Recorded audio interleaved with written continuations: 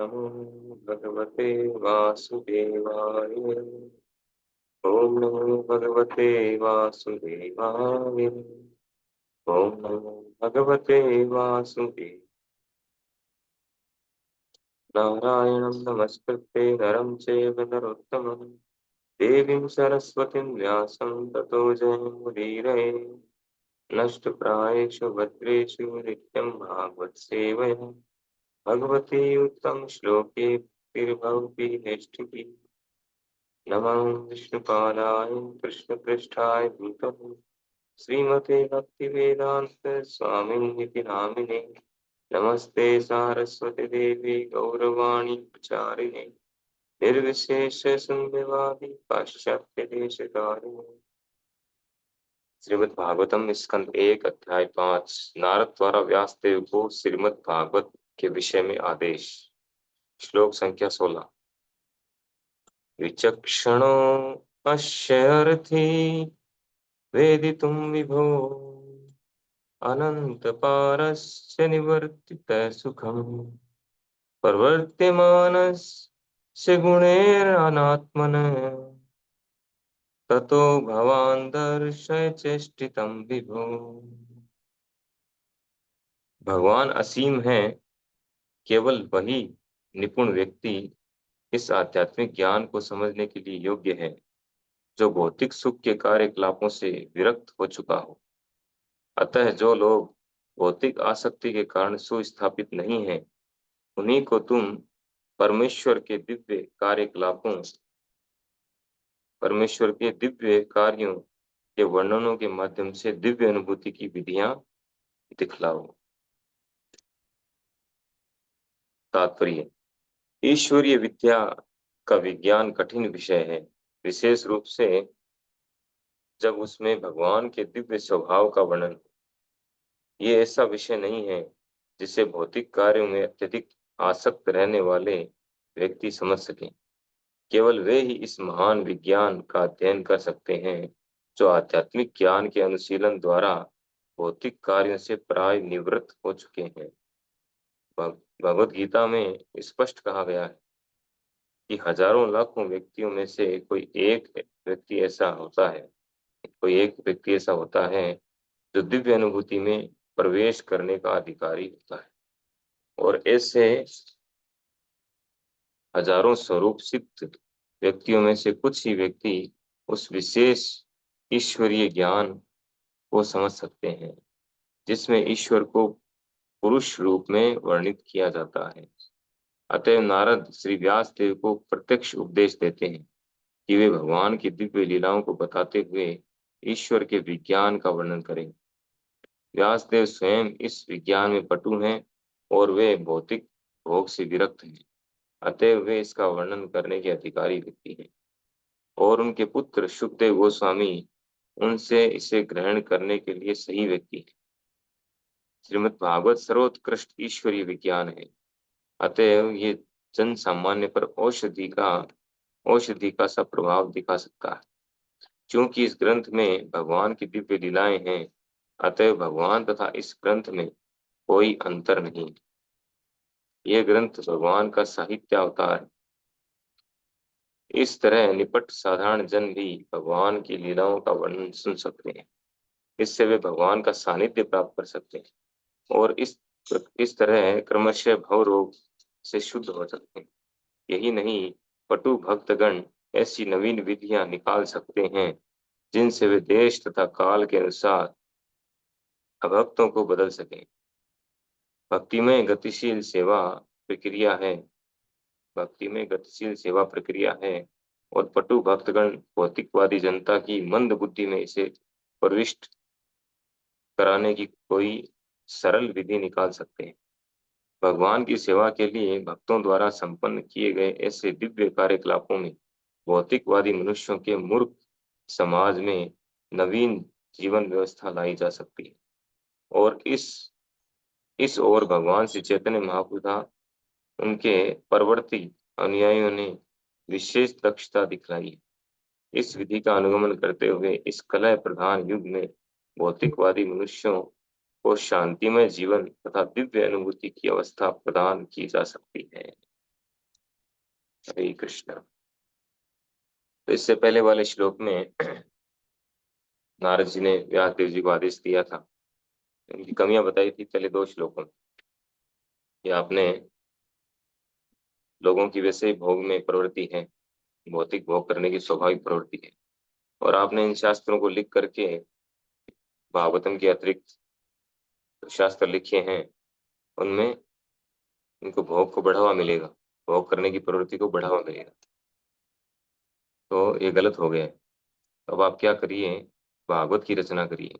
इस श्लोक में क्लियर कट बता रहे क्या करें श्लोक में, कि भगवान असीम है और केवल वही निपुण व्यक्ति इस आध्यात्मिक ज्ञान को समझने के लिए योग्य है, जो भौतिक सुख के कार्यकलापों से विरक्त हो चुका हो, जो भौतिक सुख भौतिक सुख भोगने की प्रवृत्ति से विरक्त हो चुका है, पूरी तरह से डिटेच है, विरक्त हो चुका है, वही व्यक्ति भगवान को समझ सकता है, भगवान के कार्यकलापों को समझ सकता है। एक आम व्यक्ति का अर्थ है जो भौतिक भोग में लगा हुआ है, वो भगवान के कार्यकलापों को नहीं समझ सकता, क्योंकि भगवान के कार्यकलाप दिव्य है। और जो व्यक्ति भौतिक भोग में लगा हुआ है वो दिव्य स्थिति में नहीं है, वो भौतिक मेटेरियल प्लेटफॉर्म पर है, यानी प्रकृति के तीनों गुणों के अंडर कंट्रोल में। और भगवान को समझने के लिए प्रकृति के तीनों गुणों से बाहर जाना पड़ेगा, तब हम भगवान को समझ सकते हैं, क्योंकि भगवान दिव्य है, उनकी स्थिति दिव्य है, वे आध्यात्मिक है, आध्यात्मिक जगत में रहते हैं, जहाँ भौतिक प्रकृति के तीनों गुण है ही नहीं। तो जो व्यक्ति इस स्थिति में आ गया है, आध्यात्मिक स्तर पर आ गया है, भौतिक प्रकृति के तीनों गुणों से उठ गया है, ऊपर उठ चुका है,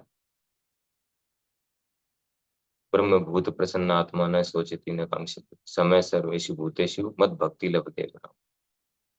वो व्यक्ति जो ब्रह्म भूत अवस्था को प्राप्त कर चुका है, प्रकृति के तीनों गुणों को पार कर चुका है, वह व्यक्ति भगवान को समझ सकता है, नहीं तो भगवान को समझना इम्पॉसिबल है।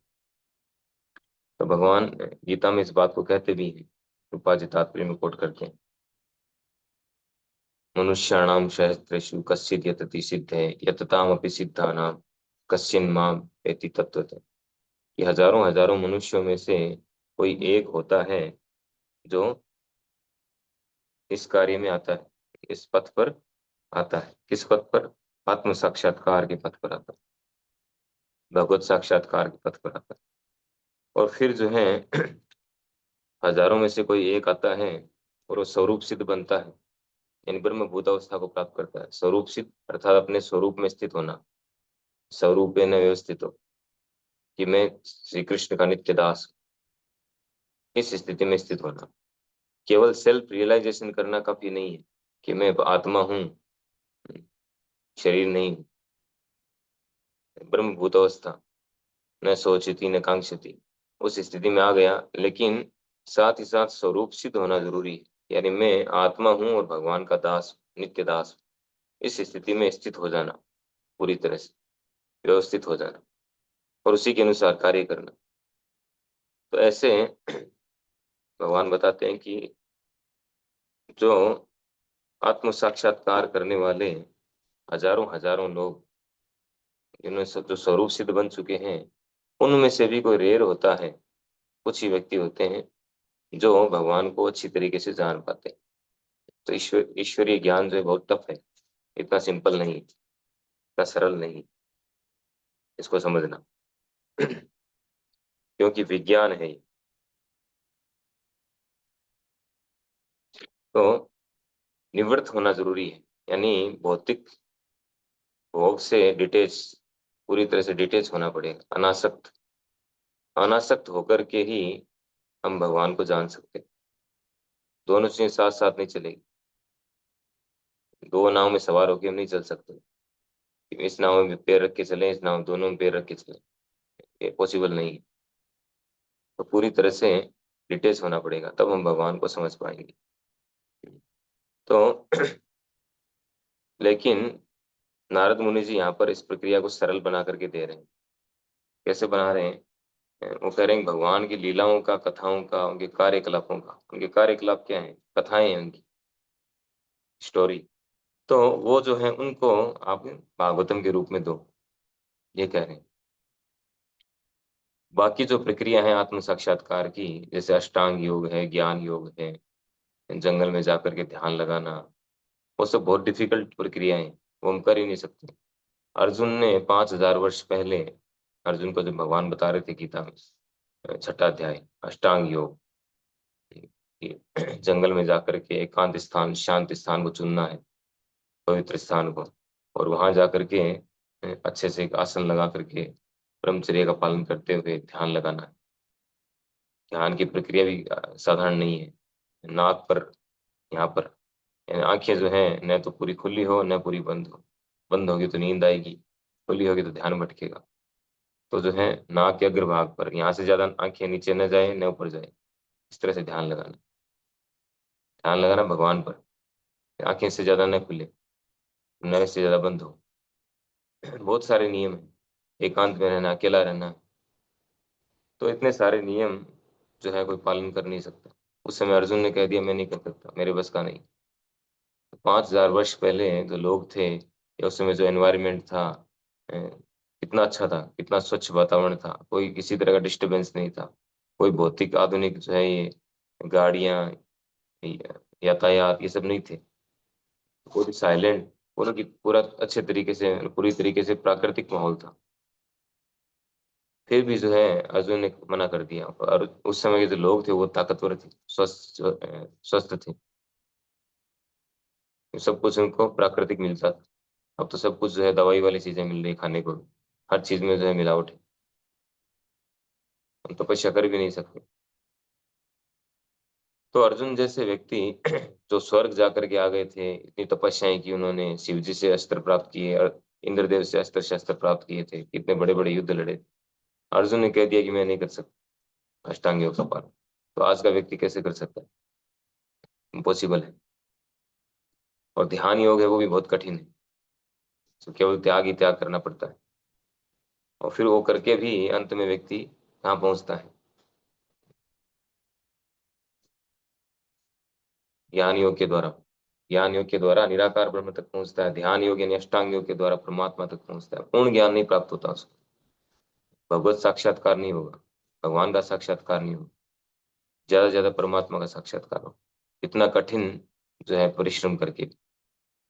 दूसरी तरफ जो भक्ति की जो विधि है, जो भागवत विधि है, बहुत ही सरल है, एक दृष्टि से बहुत सरल है। वैसे तो ईश्वर को जानना बहुत मुश्किल है, लेकिन जानने की जो प्रक्रिया है वो सरल प्रक्रिया दे रहे हैं। क्या है वो? है भगवान की लीलाओं कथाओं को सुनना, बार बार सुनना। और कथाओं को सुनने के लिए सभी तैयार रहते हैं। आप किसी को बताओ कथा सुननी है, स्टोरी सुननी है, बच्चों को बताएंगे वही तैयार हो जाएंगे। स्टोरी है, बड़े बड़े लोग तैयार हो जाएंगे। फिलोसफी नहीं सुनेंगे जल्दी से, स्टोरी की बात करेंगे तुरंत तैयार हो जाएंगे। और स्टोरी के माध्यम से जो है भगवान की कथाएं जब प्रवेश करेगी कान में, तो हृदय को शुद्ध करेगी। तो इसीलिए संपूर्ण प्रक्रिया देने के लिए, इस सरल प्रक्रिया देने के लिए नारद मुनि जी व्यास देव जी को बोलते हैं कि बाकी सब चीजें जो है, कर्म कांड, ज्ञान कांड, अष्टांग योग, इन सब में ये इतनी बेनिफिशियल नहीं है और इतनी सरल भी नहीं है जितने की भगवान की कथाएं, भगवान की लीलाएं। और भौतिक ये जो कलयुग के जो लोग हैं तो पूरी तरह से मूर्ख हैं। पहले के लोग फिर भी इंटेलिजेंट थे, भगवान के विषय में जिज्ञासा करते थे। अब के लोग तो जिज्ञासा भी नहीं करते, तो इनको समझाना तो और ज्यादा मुश्किल है। तो इसीलिए उन्होंने ये आदेश दिया। तो यहाँ एक विशेष बात कह रहे हैं प्रभुपाद जी कि ये भागवत जो है ये सर्वोत्कृष्ट ईश्वरीय विज्ञान है, अतएव ये जन सामान्य पर औषधि का सा प्रभाव दिखाता है। औषधि यानी दवाई। जब व्यक्ति बीमार होता है तो उसको दवाई लेना होता है, डॉक्टर के पास जाना, दवाई लेना प्रॉपर तरीके से। तो प्रॉपर तरीके से दवाई लेगा तो ठीक हो जाएगा, नहीं तो पता नहीं ठीक होगा क्या होगा, ज्यादा बढ़ जाएगा रोग। तो डॉक्टर के पास जाकर के, यानी प्रमाणिक गुरु के पास जाकर के, और इस भव औषधि की दवाई श्रीमद् भागवत को ग्रहण करना, ये औषधि का काम करती है। तो इस औषधि के कारण क्या होगा?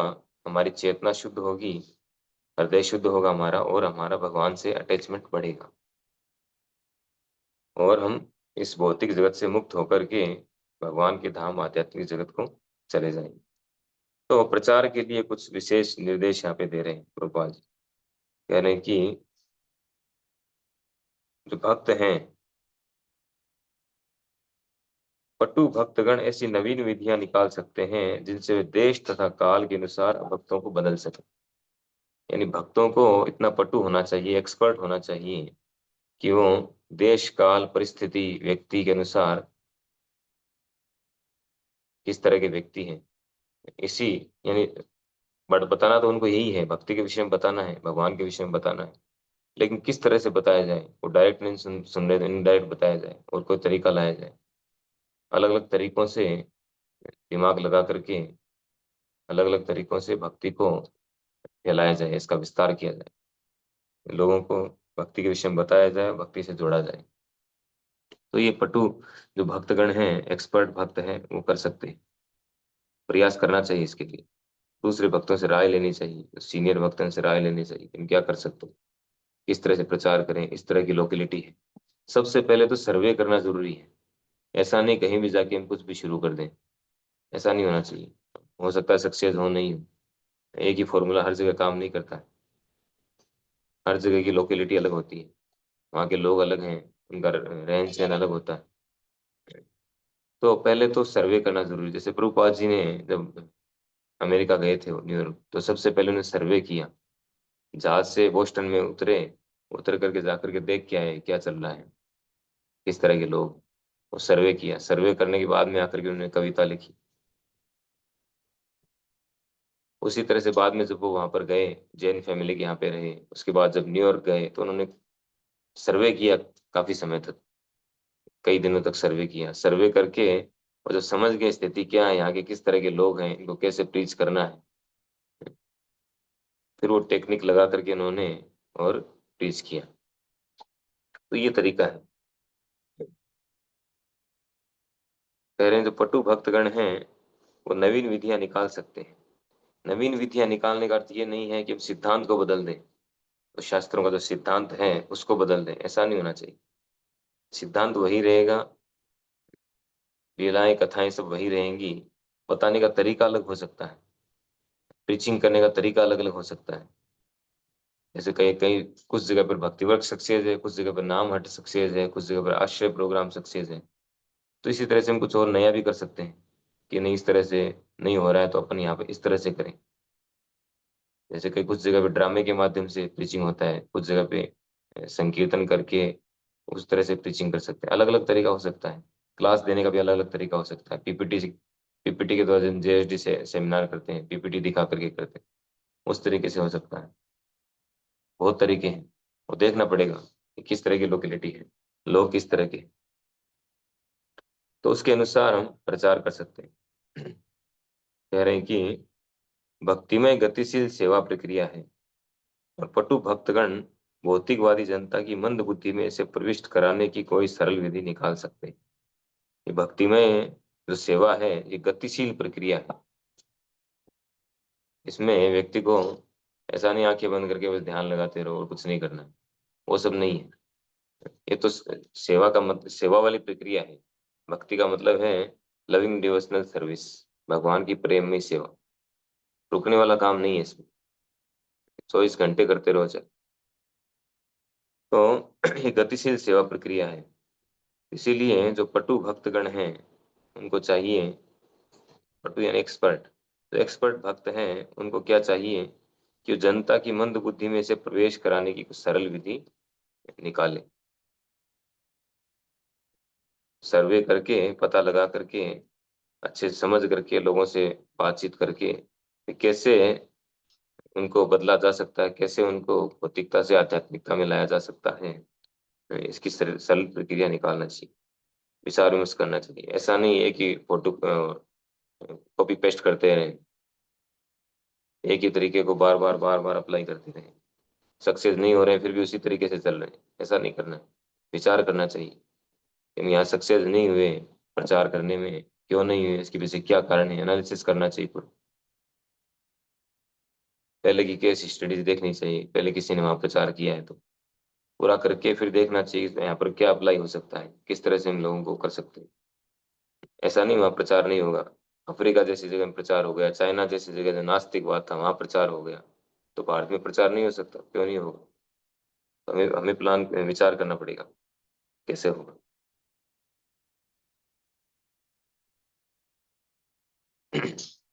कह रहे हैं कि भगवान की सेवा के लिए भक्तों द्वारा संपन्न किए गए ऐसे दिव्य कार्यकलापों से भौतिकवादी मनुष्यों के मूर्ख समाज में नवीन जीवन व्यवस्था लाई जा सकती है। तो यहाँ एक विशेष पॉइंट है कि भगवान की सेवा के लिए भक्तों द्वारा संपन्न किए गए ऐसे दिव्य कार्यकलाप। भक्ति जो है पूरी की पूरी प्रक्रिया ही भगवान की सेवा है, भगवान को सेंटर में रख के किए जाने वाले कार्य। तो इसमें जब हम प्रचार करते हैं तो लोगों को सेवा में लगाना जरूरी है। कई बार क्या होता है कि हम कहीं प्रचार करते हैं तो कुछ गिने चुने भक्त जो होते हैं पहले से जो जुड़े हुए हैं उन्हीं को सेवा में लगा के रखते हैं। नए भक्त जो वहां पर आ रहे हैं उन पे फोकस नहीं करते, उनको सेवा में नहीं लगाते, और वो केवल आते हैं, प्रोग्राम अटेंड करते हैं, खाते हैं, चले जाते हैं। उनको ऐसा लगता नहीं है क्योंकि उनका इन्वॉल्वमेंट नहीं होता उसमें। अब जरूरी नहीं है कि शुरुआत में कोई भक्त आ रहे हैं उनकी सुनने में रुचि हो, कीर्तन में रुचि हो, ये वो जरूरी नहीं है। हो सकता है उनकी सेवा में रुचि हो। तो सेवा में जब लगाएंगे, चाहे छोटी सेवा हो बड़ी सेवा हो, किसी तरह की सेवा हो, देखना पड़ेगा किस तरह का व्यक्ति है। कुछ लोगों को थोड़ा प्रतिष्ठा चाहिए, नेम फेम चाहिए, लीडरशिप चाहिए, तो ऐसे लोगों को उस सेवा का हेड बना दो कि ठीक है आप इसको कोऑर्डिनेट करो, आप कोऑर्डिनेटर हो। उनके नीचे दो चार को और लगा दिया आप भक्तों को। वो देखना पड़ेगा किस तरह का मूड है लोगों का, उस तरह से। तो सेवा में जब तक नहीं लगाएंगे तब तक वो उनमें वो अपनापन भाव नहीं आएगा, वो उस प्रोग्राम को अपना प्रोग्राम नहीं समझेंगे। सेवा में लगाना जरूरी है। उनको ऐसा लगना चाहिए कि हाँ ये प्रोग्राम हम लोग मिलके कर रहे हैं। ये तो सोचेंगे इनका काम है प्रोग्राम करना, हम तो खाली आके सुनते हैं, सुन के खा के चले जाएंगे, इतना ही काम। ज्यादा से ज्यादा कुछ डोनेशन दे देंगे प्रसाद के लिए, इस तरह की मेंटेलिटी हो जाती है। विशेष ध्यान रखना जरूरी है, प्रत्येक व्यक्ति को सेवा में लगाना, उनके लिए सेवाएं क्रिएट करना।